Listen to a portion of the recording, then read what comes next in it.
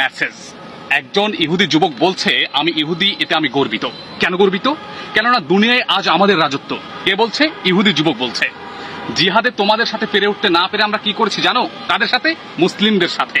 খুব সহজে তোমাদের যুবতীদের থেকে পর্দা উঠিয়ে দিয়েছি, কোরআনের শিক্ষা থেকে তোমাদেরকে সরিয়ে দিয়েছি, তোমাদের কাছে আমাদের পোশাক পাঠিয়ে দিয়েছি, আমাদের সংস্কৃতি পাঠিয়েছি, আমাদের সভ্যতা রপ্তানি করেছি শুধুমাত্র মুসলিমদের কাছে। এগুলো বলছে একজন ইহুদি যুবক। তিনি বলছেন তোমাদের শপিং মলের দিকে তাকাও, কি দেখতে পাচ্ছ? সব উলঙ্গ পোশাকের মেলা, তাই না? মজার বিষয় না? মজার ব্যাপার হলো তোমরা সবকিছু সহজে গ্রহণ করে নাও আমাদের থেকে। তোমরা কি জানো না লুত সম্প্রদায়ের কি হয়েছিল? তারপরও কেন তোমরা আজকে আমাদেরকে অনুসরণ করছো?